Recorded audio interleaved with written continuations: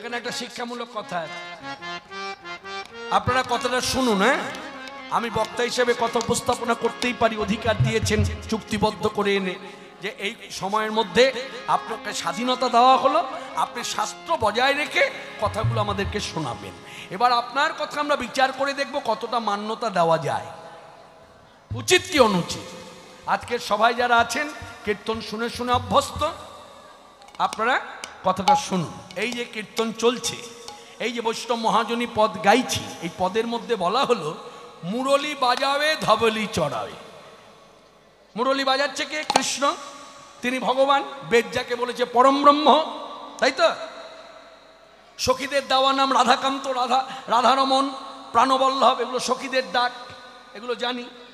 আচ্ছা, মাঠে ঘাটে যখন খেলা খেলে তখন তাকে আখ্যা দেওয়া হয়েছে রাখাল রাজ শ্রীকৃষ্ণ, তাহলে ভগবান। বেশ, তা তিনি মুরলী বাজাচ্ছেন, গানের মধ্যে বলা হলো, পদাবলিতে পদকর্তা বললেন, তাহলে মুরলী বাজাচ্ছে। এবার আপনারা শ্রোতা, আমি কীর্তনীয় হয়ে কি করলাম, সঙ্গে সঙ্গে হাতে একটা বাঁশি নিলাম। এইদিকে কথার দিকে মন রাখুন, হাতে একটা বাঁশি নিলাম। বাঁশি নিয়ে যেই কৃষ্ণ হয়ে দাঁড়ালাম, সঙ্গে সঙ্গে আপনারা উলধ্বনি করলেন। বেশ, মেনে নিলাম, কৃষ্ণ দেখেছেন তাই উলধ্বনি করলেন।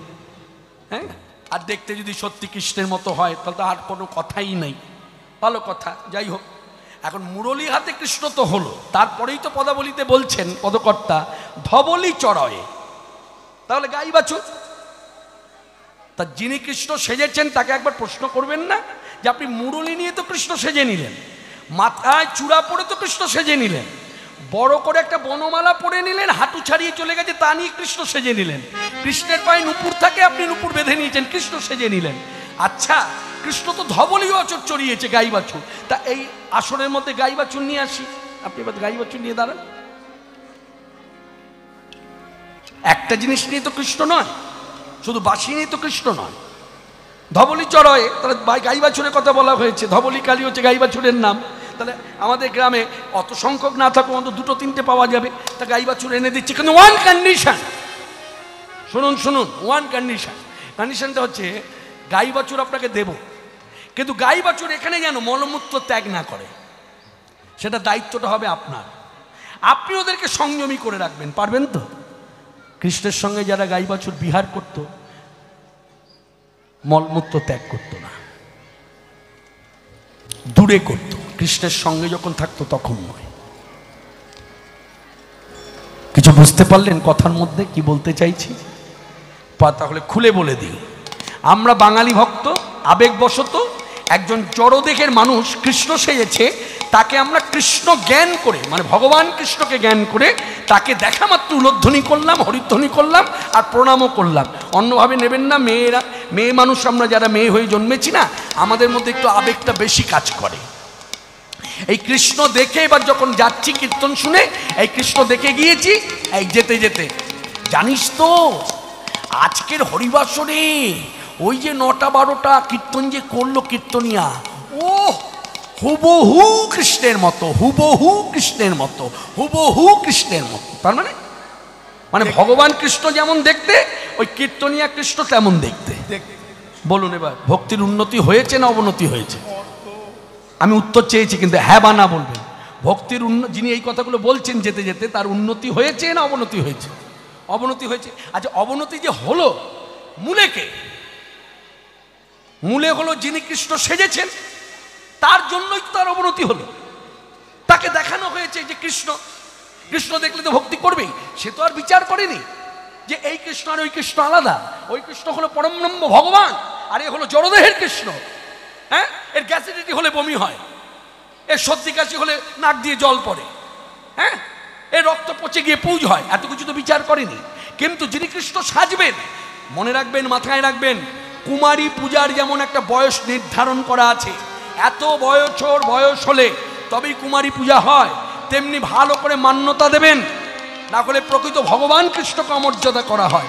কৃষ্ণ সাজুন, তাতে আপত্তি নেই, কৃষ্ণ সাজার বয়স যদি আপনার থাকে সাজুন, তাতে মানা নেই। কিন্তু কৃষ্ণ সাজার বয়সটা আপনি অতিক্রম করে ফেলেছেন, তখনও কৃষ্ণ সাজবেন। হ্যাঁ, এই জায়গাগুলো কিন্তু বিচার করতে হবে, সূক্ষ্মাতি সূক্ষ্মভাবে এই সংশোধন করতে হবে এই জায়গাগুলো। আজকের সভাতে যারা এসেছেন এই মুহূর্তে আমরা যে আস্বাদন করব শ্রী শ্রী চৈতন্য চরিতামৃত গ্রন্থ অবলম্বনে ঝামরপুরে কৃষ্ণভক্ত শিরোমণি কৃষ্ণদাস কবিরাজ গোস্বামী পাদ বিরচিত ভগবান শ্রীকৃষ্ণ চৈতন্যদেবের মুখ নিঃসৃত বাণী গোপাল প্রকট। মানে এইদিকে মায়েরা, মায়েদের কথা বলি, এইদিকে মা মা ছোট্ট মেয়েটা ঘুরে বেড়াচ্ছে। হ্যাঁ ঠিক আছে ঠিক আছে। এইদিকে এইদিকে মা, এইদিকে কথার দিকে।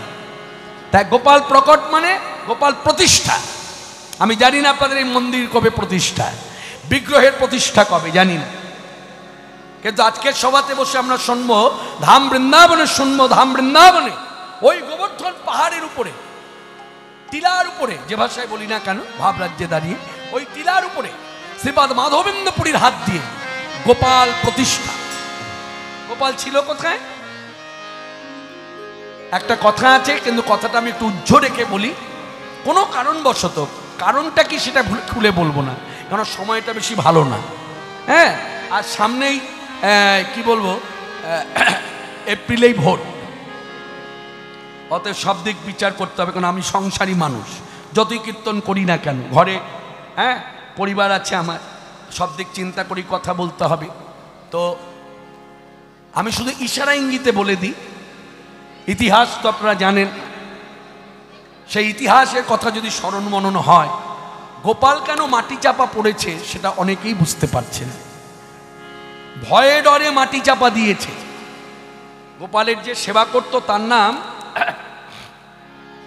হ্যাঁ বজ্র, বজ্র নামে এক সেবক, তিনি প্রাণ ভরে গোপালের সেবা করতেন, সময় মতো গোপালের স্নান খাওয়া ঘুম সব।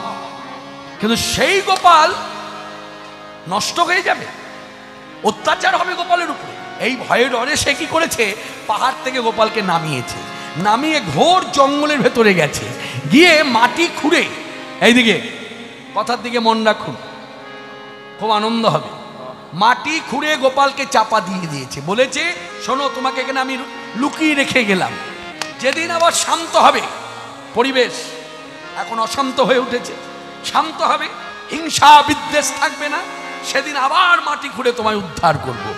দিন যায় ক্ষণ যায়, যুগের পর যুগ কেটে যায়, গোপাল আর উদ্ধার হয় না। ইতিমধ্যে কি হলো আমি একটু খুলে বলে দিই, আমাদের যেমন এই পশ্চিমবাংলায় অনেক জেলা আছে না, ঠিক সেই রকম বাংলাদেশে অনেক জেলা আছে। একটা জেলা বিশেষভাবে উল্লেখযোগ্য, তার নাম হচ্ছে শ্রীহট্ট জেলা। এই শ্রীহট্ট জেলাকে আমাদের কবিগুরু রবীন্দ্রনাথ ঠাকুর যাকে আখ্যা দিয়েছে শ্রীভূমি বলে, তাকে জিজ্ঞাসা করা হয়েছিল যে আপনি শ্রীহট্ট জেলাকে শ্রীভূমি বলে আখ্যা দিলেন কেন, এত ভক্তি কেন ওই জেলার প্রতি? তখন তিনি তার মুখ থেকে বললেন যে শুনুন, এই জেলাকে আমি শ্রীভূমি বলে আখ্যা দিলাম এই কারণে, আপনি একটু খুঁটিয়ে দেখুন, ভারতবর্ষের যত বড় বড় মহর্ষি, যত বড় বড় মহাত্মা, বেশিরভাগ জন্মস্থান হচ্ছে শ্রীহট্ট জেলা, যার জন্য শ্রীহট্ট জেলাকে আমি শ্রীভূমি বলে আখ্যা দিলাম। সেই জেলায় এই চৈতন্যদেবের পরম গুরুদেব, পরম গুরুদেব মানে আপনারা অনেকেই জানেন যারা কৃষ্ণ মন্ত্রে দীক্ষা নিয়েছেন এবং শক্তির মন্ত্রে দীক্ষা নিয়েছেন, শৈব মন্ত্রে দীক্ষা নিয়েছেন, সকলেই জানেন গুরুদেবের গুরুকে পরম গুরু বলা হয়, আরও চলতি ভাষায় বলা হয় দাদু গুরু। তা চৈতন্যদেবের দীক্ষা গুরু সকলেই জানেন শ্রীপাদ ঈশ্বরপুরী।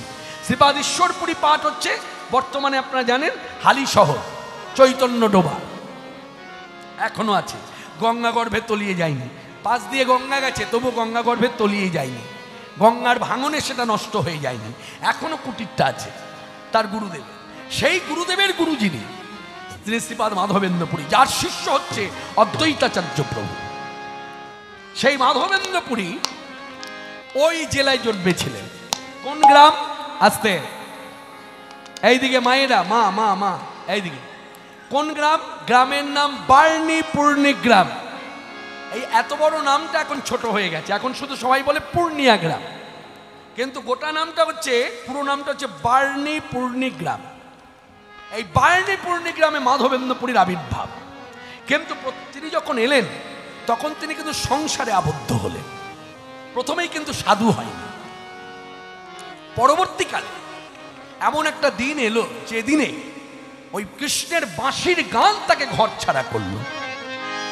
এইখানে কথা আছে, এই যে বাঁশির গান ঘর ছাড়া করে, মনে রাখবেন। এসে সেদিন আমি বেলসিংয়ে দাঁড়িয়ে বলেছি, তথ্যটা খাঁটি তথ্য বলে এই ইউটিউব চ্যানেলের মাধ্যমে কথাটা ছড়িয়েছে, কিন্তু এখনো পর্যন্ত কোনো মানুষ বলেনি আপনি ভুল কথা বলেছেন, ভুল বার্তা লোককে দিয়েছেন।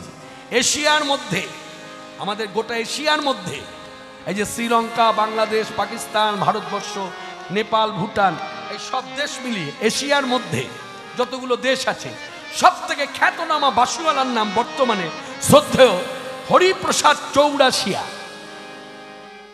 তিনি যদি বাঁশি বাজান, আমার আপনার ক্ষমতা নাই নড়াচড়া করতে পারি, কিন্তু সেই বাঁশিওয়ালাকে যদি আমরা বলি, আচ্ছা আপনার বাঁশি শুনে তো নড়াচড়া করার ক্ষমতা নেই, কিন্তু আপনার বাঁশি শুনে কখনো সতী নারী, পতিব্রতা রমণী স্বামীর ঘর ছেড়ে আপনার দিকে ছুটে এসেছে, সঙ্গে সঙ্গে জিভ কাটবে, কি বলেন? এমনটি যদি হয়ও, এই এটা ভাবরাজ্য, এইভাবে অনুভব করুন, দেখুন কিরকম মর্যাদা ভগবত জ্ঞান। হ্যাঁ, গলায় তুলসী কাষ্ঠের মালা নেই, কিন্তু ভগবত ভক্তিটা দেখুন।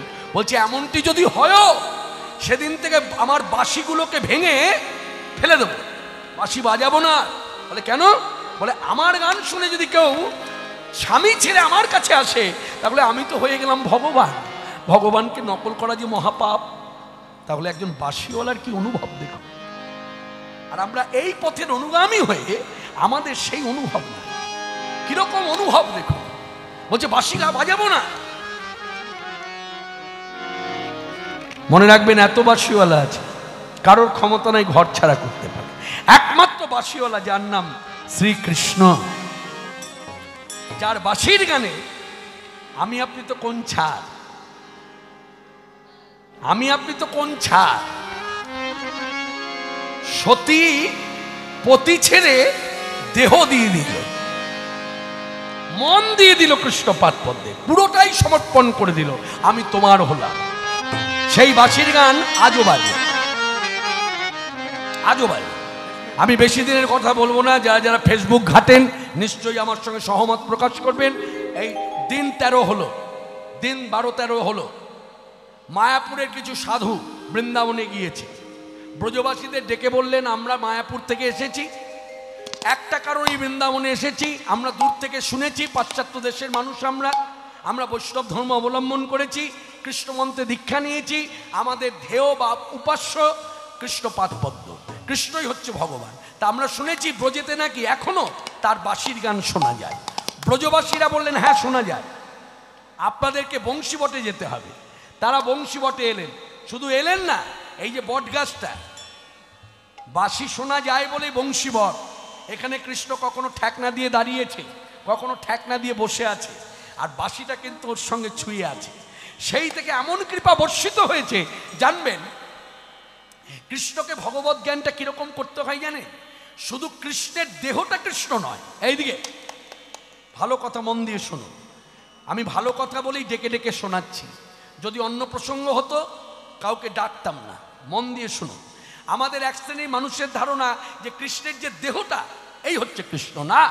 কৃষ্ণের যে চূড়া মাথায় আছে না, ওই চূড়াটাও কৃষ্ণ। কৃষ্ণের হাতে যে বাঁশি, বাঁশিটাও কৃষ্ণ। কৃষ্ণের হাতে যে বালা আছে, বালাটাও কৃষ্ণ। কৃষ্ণের পায়ে যে নুপুরটা বাঁধা আছে, নুপুরটাও কৃষ্ণ। মানে কেউ যদি কৃষ্ণের বিগ্রহ ছেড়ে শুধু বাঁশিকে আসনে রেখে ভক্তি করে, সে কৃষ্ণকেই ভক্তি করে। নিতাই গৌর হরি হরি। তা সেই বাঁশির গান, ওই বংশীবটে যদি আজ আপনি আমি যাই, যদি এইভাবে ঠেক না দিই, কানটাকে ঠেকিয়ে রাখি, বাঁশির গান আজও শোনা যায়, আজও শোনা। তাহলে আমরা গাইতেই পারি, আজও সেই বৃন্দাবনে বাঁশি বাজে বাজে রে, আজও সেই বৃন্দাবনে বাঁশি বাজে বাজে রে, আজও সেই বৃন্দাবনে বাঁশি বাজে বাজে রে, আজও সেই বৃন্দাবন। কালার বাঁশি শুনে,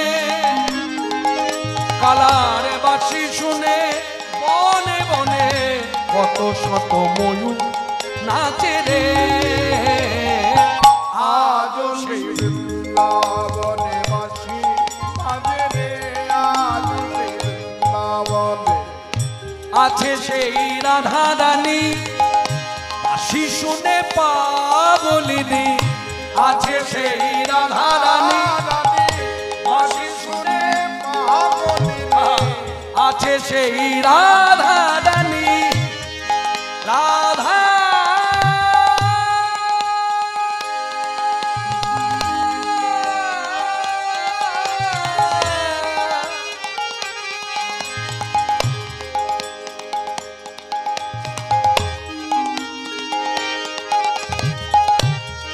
রাধা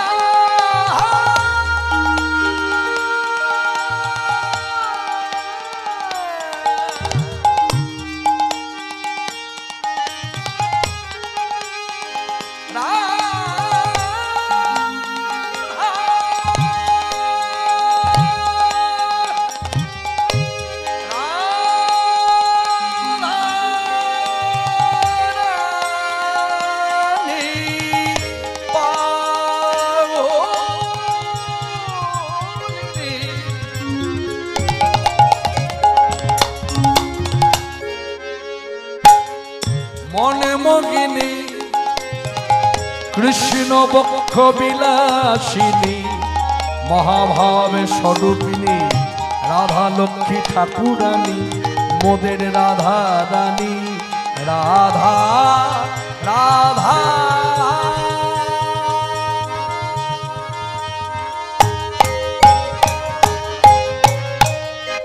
আছে সেই রাধা রানী বাঁশি শুনে পাগলিনী অভিশানে বিনোদিনী হরি অভিসারে বিনোদিনী হরি অভিশানে বিনোদিনী হরি অভিসারে বিনোদিনী নব নব নব সাজিনে আজ সেই বৃন্দাবনে বাসি বাজে রে আজ সেই বৃন্দাবনে বাসি বাজে বাজে রে আজ সেই বৃন্দাবনে আজ সেই গাভীগুলি গোচারণে ছড়ায় ধুলি আজ সেই গাভীগুলি গোচারণে ছড়ায় ধুলি আজ সেই গাভীগুলি গোচারণে ছড়ায় ধুলি সখাসনে বন্ধু শনে কোলাকুলি রাখালে সাজে রে রাখালে সাজে রে আজ সেই বৃন্দাবনে বাসি বাজে রে আজ সেই বৃন্দাবনে বাসি বাজে বাজে রে আজ সেই বৃন্দাবনে কালার বাঁশি শুনে বনে বনে কত শত ময়ূর নাচে রে আজ সেই বৃন্দাবনে বাসি বাজে রে আজ সেই বৃন্দাবনে আজ সেই ললনা ললনা আলা ভোলা গোয়ালা মেয়েরা যাদের ভগবানকে ভালোবাসে ভালোবাসা রীতিনীতি ধারা গোবিন্দ তোমার হলামে বলে তুমি আমার হলে কিনা জানি না তুমি আমার কবে হবে আমি তাও জানি না তুমি আমার হবে কি হবে না আমি তাও জানি না আর হতে পারো না হতে পারো কিন্তু আমি তোমারই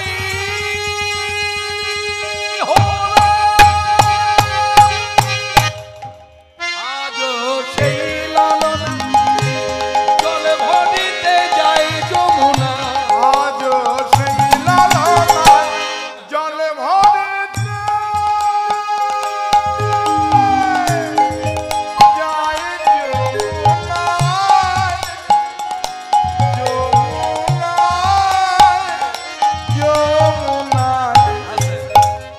অন্যভাবে নেবেন না, কথাটা বলতে বাধ্য হচ্ছে। এখন তো না কীর্তন করতে গেলে নাচ শেখে, হ্যাঁ নাচ শেখে, কি যে নাচে আমি মাথায় আসে না আমার। এই মাথা খারাপ হয়ে যায়। এবার কি নৃত্য রে বাবা, হ্যাঁ? মনে রাখবেন, মাথায় রাখবেন, যারা পরবর্তী প্রজন্ম কীর্তন করবেন, কথাটার মান্যতা দেবেন কি দেবেন না জানি না, তবে বলে রাখি, পরবর্তী প্রজন্ম ছেলে হোক মেয়ে হোক, কীর্তনে যদি নৃত্য করতে হয় জানবেন, নাচ শেখার প্রয়োজন নেই। কীর্তনের নৃত্য হচ্ছে ভাবের নৃত্য। ভেতরে ভাব আনবেন, দেখবেন আপনা থেকে আপনার দেহের যে একটা দোলন থাকে না, ওই দোলনটাই নৃত্য হয়ে যায়। আজও সেই ললনা, আজও সেই লালনায় জয় ভজিতে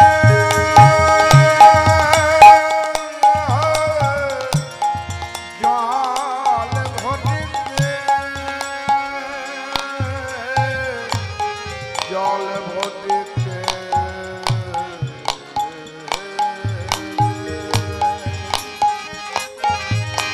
জল ভজিতে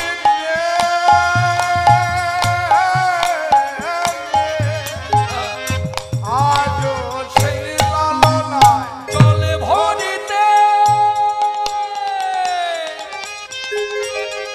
যায় যমুনা,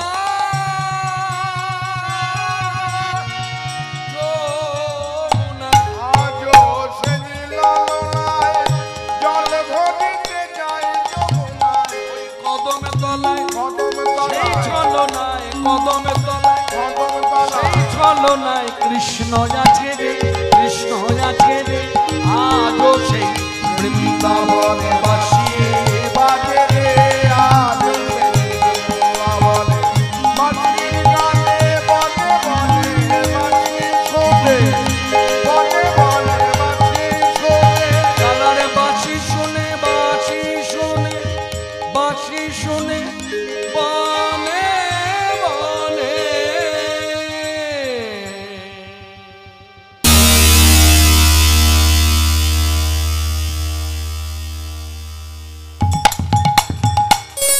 কত শত ময়ূর নাচে রে, উলধ্বনি। আজও সেই বৃন্দাবনে বাঁশি বাজে রে আজও সেই বৃন্দাবনে বাঁশি বাজে রে আজও সেই বৃন্দাবনে আজও সেই ব্রজবালা বাঁশি শুনে হয় উতলা। আজও সেই ব্রজবালা বাঁশি শুনে হয় উতলা কাঁথে বন ফুলমালা, কাঁথে মন ফুলমালা ওই বন মাঝে রে, বন মাঝে রে, বন মাঝে রে। আজও সেই বৃন্দাবনে বাঁশি বাজে রে আজও সেই বৃন্দাবনে বাঁশি বাজে রে আজও সেই বৃন্দাবনে আমার আশা ছিল মনে মনে, যাব মধুর বৃন্দাবনে। আমার আশা ছিল মনে মনে যাব মধুর বৃন্দাবনে আমার আশা ছিল মনে মনে, আমি যাব মধুর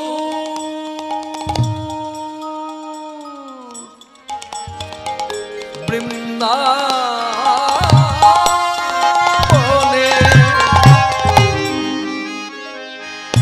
আশা ছিল মনে মনে, আমি যাব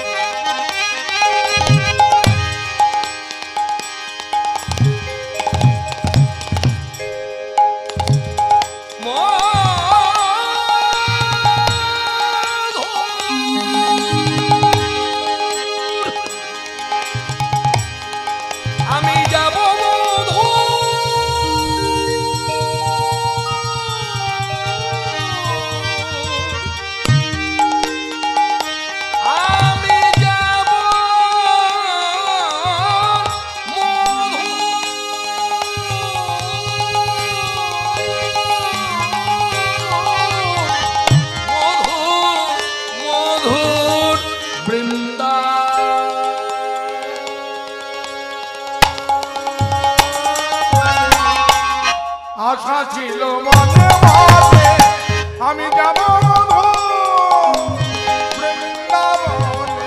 ভবা পাগল ভবা পাগল ভবা পাগল ভবা পাগল জয় ভবা জয় ভবা জয় ভবা জয় ভবা জয় জয় ভবা ভবা পাগল রয় বাঁধনে মায়ার কাছে রে মায়ার কাছে রে মায়ার কাছে রে আজও সেই বৃন্দাবনে বাসি বাজে রে আজও সেই বৃন্দাবনে বাঁশি বাজে মানে রে আজ সেই বৃন্দাবনে। কালার বাঁশি শুনে বনে বনে কত শত ময়ূর নাচে রে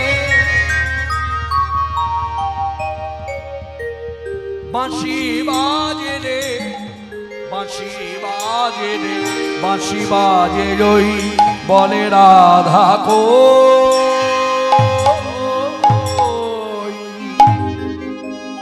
সবাই মিলে বলুন বৃন্দাবন ধামে কি জয়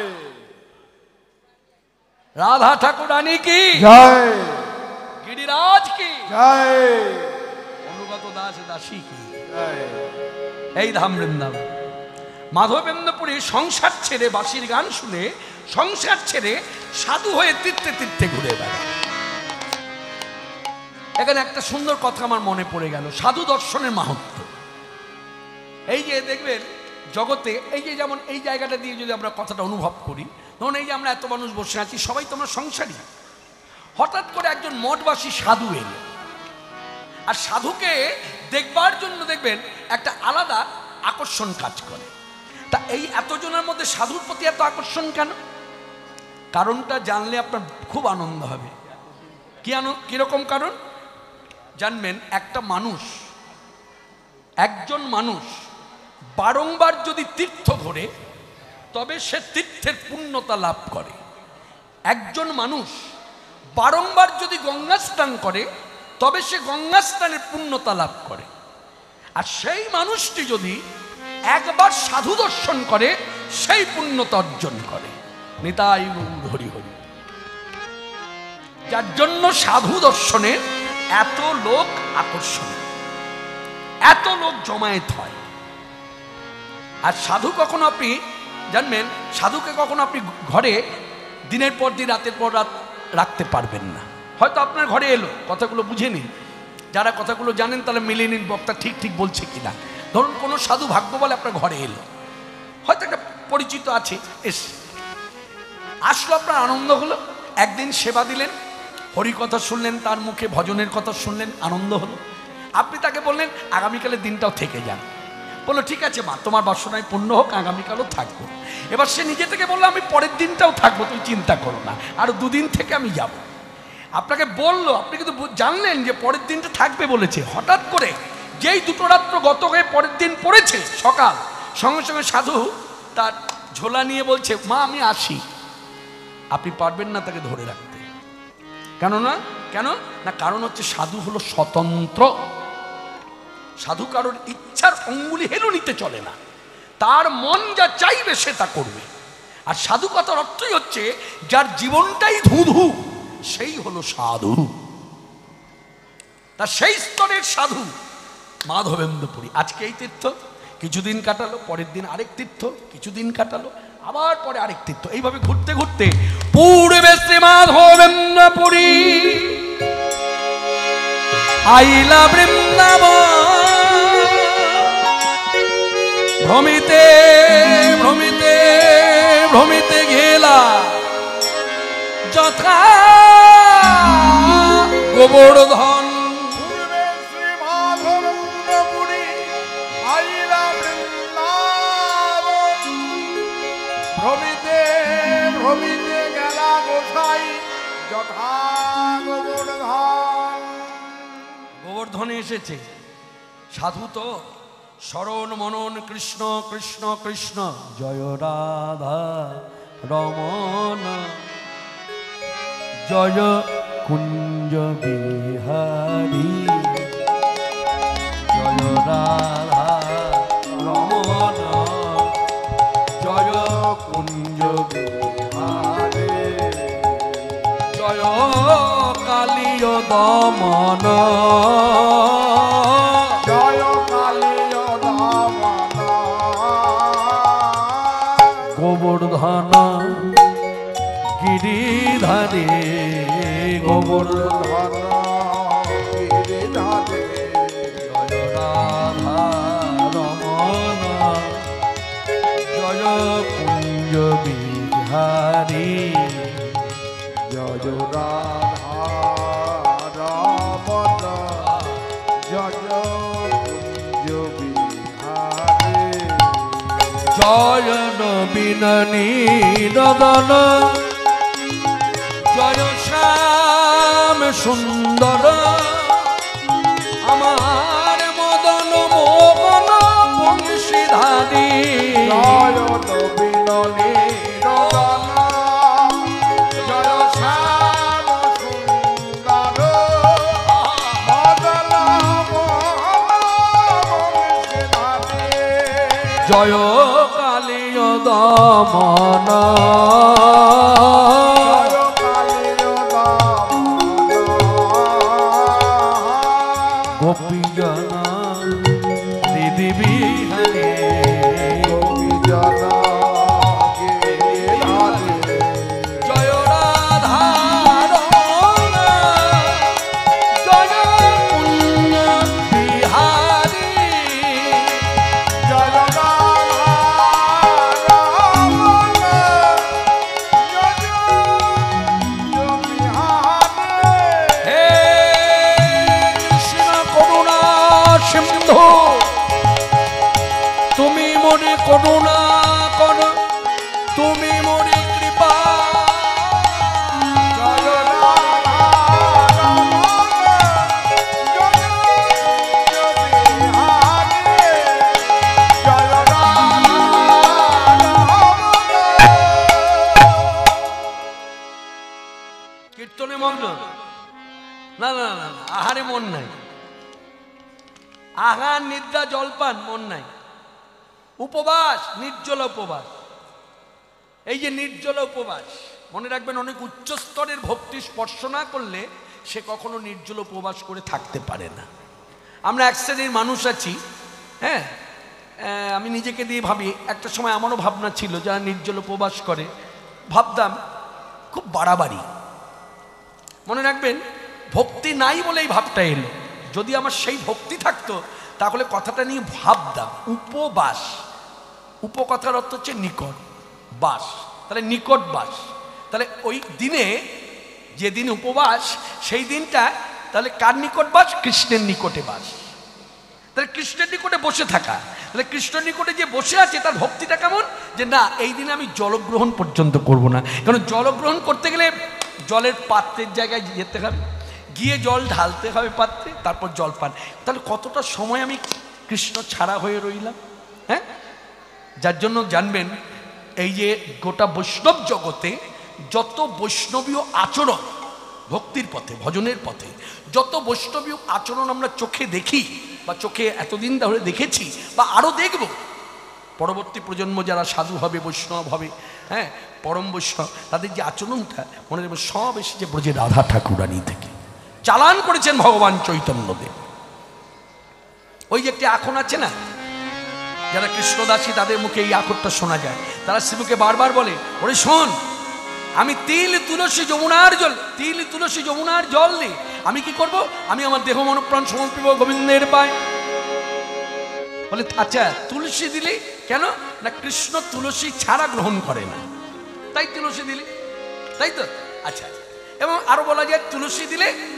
দোষটা কেটে যায় যে কোনো জল ব্যবহার করলে তাকে তুলসী পত্র দিতে হয় কেন জলের মধ্যে দোষ থাকতে পারে জলে শুধু দোষ নয় ধরুন জলটা আনতে গিয়ে আমার কিছু দোষ হলো এবার দোষের কারণটা আমি খুলে বললাম না অনুভব করুন আর দোষ হলো আর সেই দোষটাও কেটে যায় তুলসী পত্রের ছোঁয়া পেলে বেশ তা না হয়ে হলো আচ্ছা তিল দিবি কেন বলে তিলে তিলে পাবো বলে আরে দিলে দিলে পাবো বলে না না না না না আমার কি মনে হয় জানিস আমি তিল দিলাম কেন জানিস তিলেগে ছাড়া হব না বলে দিলে দিলে পাবো বলে আমি তিলেগে ছাড়া হব হব না বলে দিলাম তিল তুলসী যমুনার জলে। আমি দিলে ছাড়া হব না বলে গোবিন্দায় নমো বলে আমি দিলে দিলে তারে পাবো বলে। তিলের ছাড়া হব না বলে। এই যে তিলের পরিমাণ কতটুকু? এইটুকু, হ্যাঁ, সর্ষের দানার মতো। বলছি এইটুকু সময় আমি গোবিন্দ ছাড়া হব না। তাহলে কত উচ্চ স্তরের ভক্তি, যার জন্য মাধবেন্দ্র পুরী মাঝে মধ্যে উপবাস। আমরা যেমন উপবাস যাই তিথি দেখে, একাদশী কবে হবে সেই দিন উপবাস। আচ্ছা, শিব চতুর্দশী কবে হবে উপবাস, গৌর পূর্ণিমা কবে হবে উপবাস। মনে রাখবেন যারা উচ্চ স্তরের ভক্তি তারা মাঝে মধ্যে ইচ্ছাকৃতভাবে উপবাস থাকে। কেন না, উপবাস থাকলেই তো কৃষ্ণের কাছে থাকতে পারবো। আর আহার নিদ্রায় যদি আমার সময় যায় তাহলে সেই সময়টা তো আমি কৃষ্ণ সঙ্গ ছাড়া হয়ে রইলাম। এই যে এত উচ্চ স্তরের ভক্তি নিয়ে মাধবেন্দ্র পুরী আছেন ধাম বৃন্দাবনের গোবর্ধনে, সারাদিন কিচ্ছু জোটে, কিচ্ছু জোটে। আচ্ছা, এত ঘর বাড়ি, এত কুটির, আচ্ছা দাঁড়িয়ে গিয়ে ভিক্ষা করলে হয় না? বলে শুনুন, চৈতন্য চরিতামৃতে কবিরাজ গোস্বামী পাদ বলছে, শুনুন জগৎবাসী, এই মাধবেন্দ্র পুরীর ভেতরে ছিল অযাচিত বৃত্তি। মানে যেচে সেধে কারোর কাছ থেকে কোনো কিছু ভিক্ষা করব না। ভাবটা হচ্ছে তুমি দিলে পাবো, না দিলে পাবো না, এতটাই নির্ভরশীল। এইখানে একটা কথা আমার মনে পড়ে যায়। অনেকে বলে কথাটা ঠাকুর অনুকূল চন্দ্র বলেছেন, আবার কেউ বলছে কথাটা রবীন্দ্রনাথ ঠাকুর বলেছে। আমার কথাটা কিন্তু তা নয়। এইদিকে বাবা, এইদিকে কথার দিকে মন দাও, কথার দিকে মন দাও। কথাটা ঠাকুর অনুকূল চন্দ্র বলেছেন না রবীন্দ্রনাথ ঠাকুর বলেছেন, আমার বক্তব্যটা সেখানে নয়। যেমন আমি দৃষ্টান্ত স্বরূপ বলি, অনেকে এখনো জানতে চায় ঠাকুর হরিদাসের জন্ম কোথায়। ওই যে অমুক বক্তার মুখে শুনলাম ঠাকুর হরিদাসের জন্ম হয়েছে হিন্দুর ঘরে, পালিত হয়েছে মুসলমানের ঘরে, তাই মুসলমান। আবার কোনো বক্তা বলছে না সরাসরি মুসলমানের ঘরে জন্ম। তাহলে কোনটা ঠিক কোনটা ব্যাঠিক? আমার গুরুদেব পরম বৈষ্ণব তিনি আমাকে বোঝাতেন, শোন কৃষ্ণ, আমি তো তার স্নেহভাজন ছিলাম। আস্তে আস্তে আস্তে, মা মা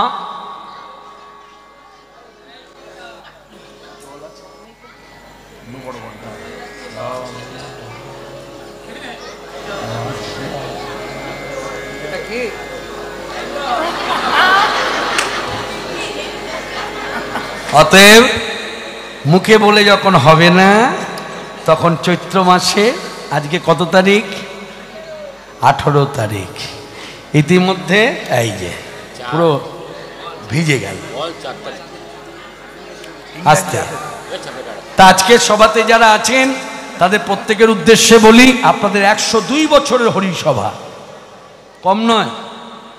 এই 102 বছরের হরিসভার মর্যাদার কথা চিন্তা করে আমাদের সকলকে চলতে হবে। বক্তাকেও কথা বলতে হবে বুঝে, শ্রোতাকেও কিন্তু কথা শুনতে গেলে সেই মর্যাদা রেখে শুনতে হবে।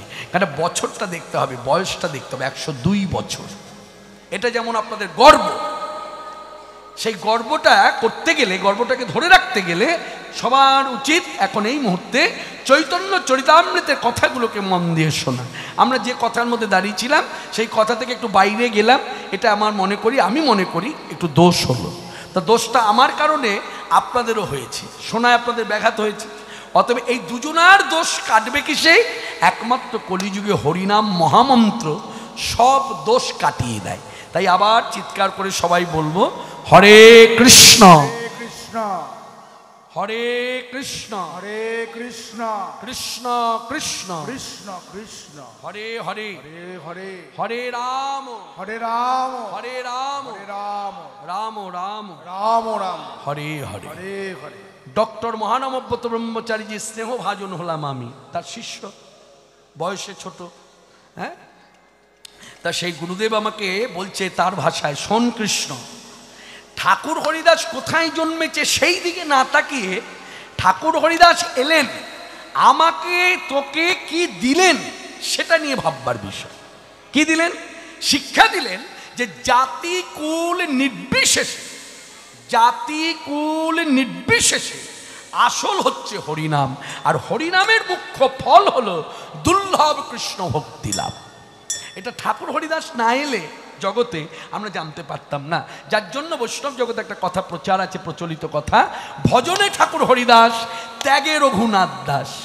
ভজনীয় শিক্ষা যদি মানুষ পেতে চায়, বিশেষ করে বৈষ্ণব ধর্ম অবলম্বন করে কোন প্রক্রিয়ায় কি বৃত্তি নিয়ে ভজন করা উচিত, সেই শিক্ষা যদি মানুষ পেতে চায়, তাকে একবার নয় বারংবার ঠাকুর হরিদাসের জীবনী কথা পড়তে হবে, শুনতে হবে।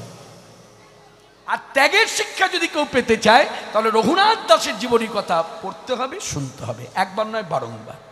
তা আজকের সভাতে যারা এসেছেন, আমার কথাটা ছিল, মূল বিষয়টা ছিল, অনুকূল ঠাকুর বলুক আর কবিগুরু রবীন্দ্রনাথ ঠাকুর বলুক, কথাটা কিন্তু আমাদের মান্যতা দিতে হবে, মর্যাদা দিতে হবে, শ্রদ্ধা করতে হবে। যারা যারা এই মন্ত্রে দীক্ষিত, যারা যারা এই ভাবের মন্ত্রে দীক্ষিত, তাদেরকে মর্যাদা দিতেই হবে। তারা অনেক উচ্চ স্তরের ভক্তি নিয়ে সাধন ভজন করে। ভাবটা কি না, ভাবছ বসে চলবে কিসে, ভাবছ বসে চলবে কিসে, তুমি ভাববার কে, যার ভাবনা ভাবেন তিনি, তুমি ভাবো তাকে। অনেক উচ্চ স্তরে মনে রাখবেন, আমাদের সংসার জীবনে চলার পথে এই ভাবনা কেউ যদি নকলও করে না, একদিনের বেশি দুদিন যাবে না। মায়ায় আবদ্ধ জীবে বাধ্য করবে এই ভাবনা থেকে সরে আসতে। এত উচ্চ স্তরের ভক্তি, এত নির্মল, এত ফিল্টার করা। যেমন আমরা জল বাইরে গেলে, হ্যাঁ, যে যেমনই আমরা জায়গায় ঘুরতে যাই না কেন, সবসময় কেনা জল খাই না?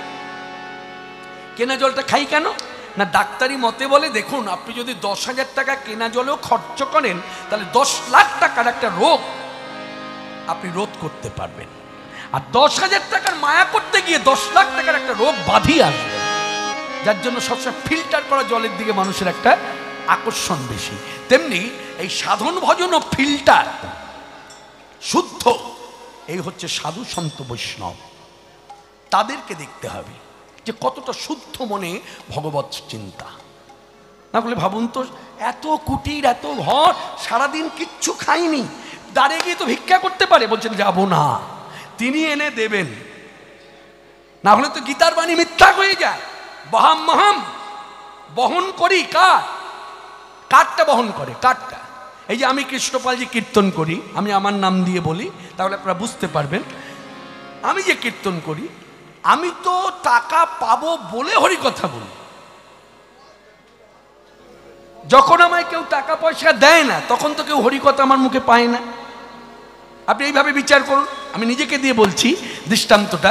এই যে আপনারা টাকা দিয়েছেন, ডেকেছেন, স্থান দিয়েছেন, পরিবেশ দিয়েছেন, বলছি, কিন্তু ভেতরে যান, আমি বসে থাকলে একটা কথা বার করতে পারবেন না, একটা হরি কথা বলবো না, সব আন কথা বলবো। কেমন আছেন, পরিবার কেমন, কিসে, ছেলে মেয়ে কোথায় বিয়ে হয়েছে, কি হয়েছে না হয়েছে, এগুলো তো হরি কথা না। তাহলে আমিও স্থানকাল পরিবেশ পেলে হরি কথা বলি। আর সাধু সন্ত বৈষ্ণবেরা জানবেন, সে কোথায় দাঁড়িয়ে আছে, তার কৃষ্ণ কথায় কে মর্যাদা দিল, কে অমর্যাদা করলো, সেই সব চিন্তা তারা করে না। তারা যেখানেই থাকুক না কেন, সবসময় স্মরণ কৃষ্ণ। কেন, কৃষ্ণকে আমি আমার সব কিছু দিয়ে দিয়েছি, সমর্পিত করেছি। এখানে সুন্দর একটি গান আমার মনে পড়ে গেল, গানটা সবাই মনোযোগ সহকারে শুনুন। কথাগুলো খুব খুব মনোরম, হৃদয়স্পর্শী। ভক্তের নিবেদনটা দেখুন, এই কথার মধ্যে ভক্তের নিবেদনটা পাওয়া যায়। ভক্ত ভগবানকে বলছে, হে ভগবান, আমি বিচার করে দেখলাম এই ভূমণ্ডলের মধ্যে, ত্রিভুবনের মধ্যে, স্বর্গমত্ত পাতালে তোমার মতো ব্যস্ততম পুরুষ নাই, তোমার মতো ব্যস্ততম পুরুষ নাই। আর তোমার এই ব্যস্ততার কারণও আমি বিচার করে পেয়েছি। বলে কি কারণে ব্যস্ততা? না, দেখেছি তোমাকে সকলেই ডাকে, তাই সকলের ডাকে সাড়া দিতে গিয়ে তুমি ব্যস্ত, সকলের ডাকে সাড়া দিতে গিয়ে তুমি ব্যস্ত, তাই তোমার সময় নাই আমাকে দর্শন দেবার। তবে একটা কথা বলি, ওই ব্যস্ততার মধ্যে কিছু সময় যদি অবসর থাকে, সেই অবসর সময়ে কৃপাময় কৃপা করে আমার মতো অধমের দুয়ারে এসে একটু দর্শন দিও। তুমি অবসর যদি পাও, তুমি অবসর যদি পাও, ক্ষণিকের তরে আমার দুয়ারে, ক্ষণিকের তরে আমার দুয়ারে, ক্ষণি এসে দাঁড়াও, অবসর যদি পাও, নয়নে আমার শ্রাবণে ধারা ঝরে, দাও গো মুছায়ে ও দুটি কোমল করে, নয়নে আমার শ্রাবণে ধারা ঝরে, দাও গো মুছায়ে ও দুটি কোমল করে, আমার নয়ন আকুল হৃদয় ব্যাকুল, আমার নয়ন আকুল হৃদয় ব্যাকুল, অকুলে কুল মিলা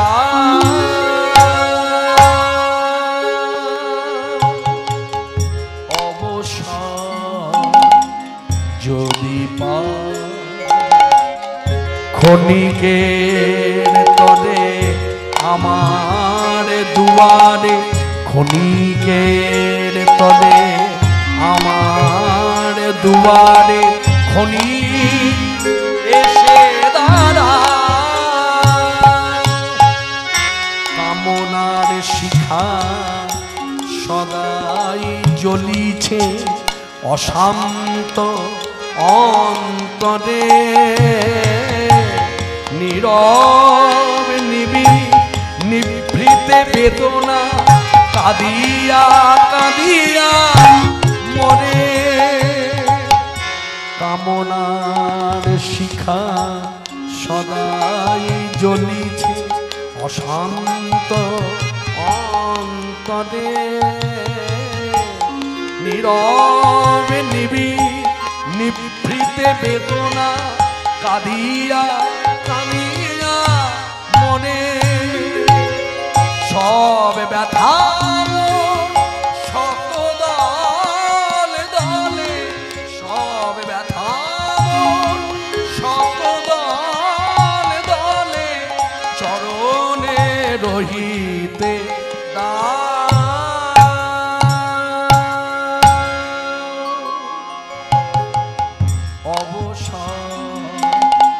যদি পাও, ক্ষণিকের তরে আমার দুয়ারে, ক্ষণিকের তরে আমার দুয়ারে, ক্ষণিক